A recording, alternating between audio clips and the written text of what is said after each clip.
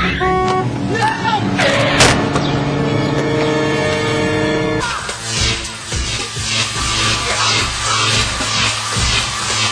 what's wrong with your hair? Static electricity. You're such a pervert. It's static electricity. Made from the writer, director, producer of Email a Muerte, Drunk in the Box, and Star Force brings you. Ah, you missed. Ooh, Dan Electro. I don't know.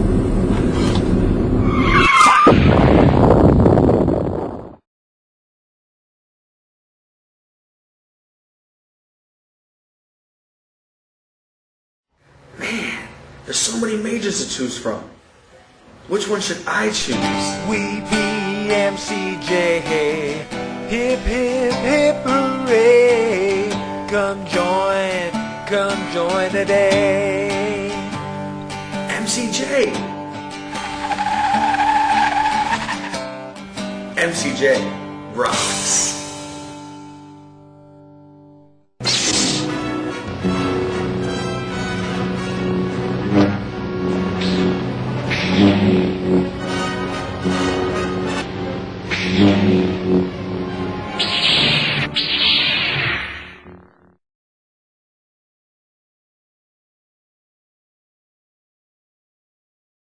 That was my car, April 8, 1989. It's been nearly 20 years since the night of Michael Taylor's car accident. At the time, Taylor was a sergeant with the Madera County Sheriff's Department and a SWAT team leader.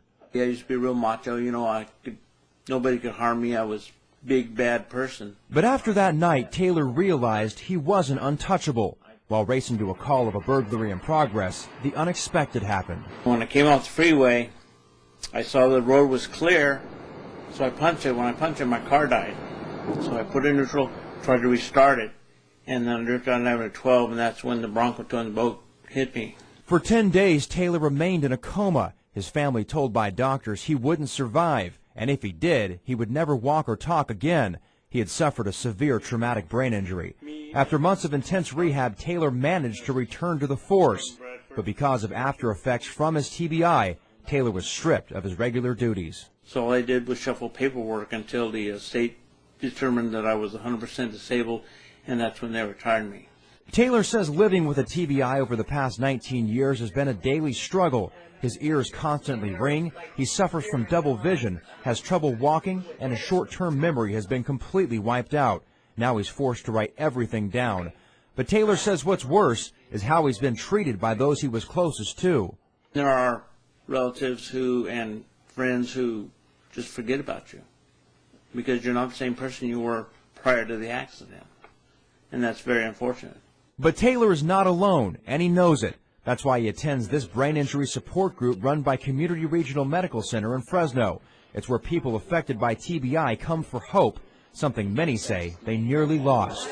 The doctors only see the patients for about 6 months after the injury. So as far as they're concerned, that's all there is. There is no better. They don't see them anymore. I would say to them, come to a group, see what happens afterwards. At the group, people also share how their lives have been and continue to be impacted by TBI, like Debbie Fields and her son David, who 6 years ago was involved in a terrible car accident. He was a varsity football player at Clovis West High School when it happened. Basically, he died the day of the accident, and he had to learn how to breathe, swallow, eat, talk, walk. David's mom says it's been a long, hard road for her entire family, one that's caused a strain on her marriage. Just recently, she came home from work and found her husband had moved out. It has really affected David. Even though he has no short-term memory, he has remembered that his dad has left, and it's thrown him into a deep depression. Now her greatest concern is that David is living in fear, afraid she too will walk away. With just a few simple words, David credits his mom for never giving up on him as he continues to recover. I love you, Mom. explanation. I love you. Over a long period of time and a real struggle, these people are taking care of themselves again, getting driver's licenses back and driving, going to work, getting advanced degrees in college. Lori Golden obtained her bachelor's degree nearly 30 years after she injured her brain. Today she continues to go to college while looking for a full-time job. She says the key to recovery is a strong, positive attitude. It doesn't happen overnight, but it takes time for a brain injury to get better, but it will happen.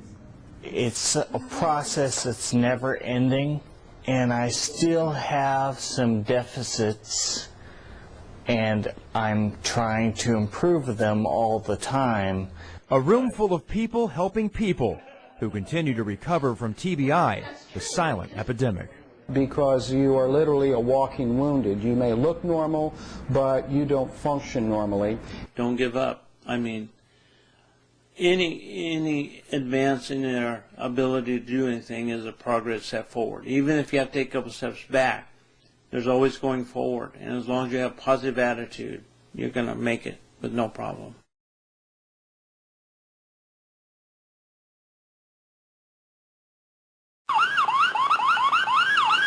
It's known as the golden hour, the first 60 minutes following a major traumatic injury, when a person must be stabilized and assessed.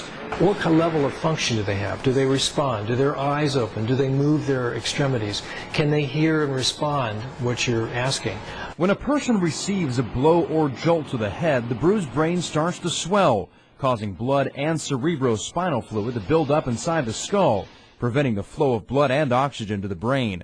Without oxygen, the brain will die. That's why doctors only have minutes to relieve the pressure. If it's a large clot, we take the clot out. If it's swollen brain, we may decompress we'll give drugs to try to decompress the brain. If that doesn't work, we may open the skull and remove part of the skull to let the brain decompress. But Dr. Myers says in severe cases, when a patient isn't responding, a different approach must be used. Surgeons begin the procedure by drilling a small hole into the patient's skull, then passing a thin tube into the brain. And we're in the ventricle. Passing this into the ventricle allows us to monitor the pressure even more accurately.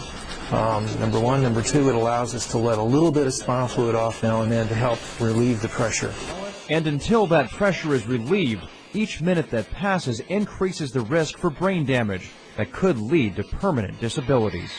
Typical things are problems with memory, confusion, inability to tackle simple problems, judgment, reason. Each TBI is different. Most mild and some moderate cases are completely resolved within weeks, with patients able to live independently and return to a normal lifestyle. But in severe cases, if the patient survives, the healing process becomes a lifelong challenge. It's painful, it's frustrating. You pick up the pieces, you do the best you can to try to move forward.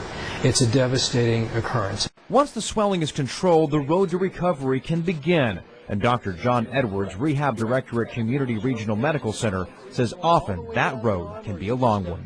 This is a slow process that they need to allow at least a year to a year and a half before they really know the outcome and how much recovery will occur. In the beginning stages of recovery, patients must start from scratch, learning how to walk, talk, and eat all over again. Over time, the goal is to get the patient as close as possible to where they were before the brain injury occurred. I think the road is a highly varied one for some individuals, but in general, it's probably like waking up in a nightmare from which you can't escape, and then it gradually gets better as you improve with time.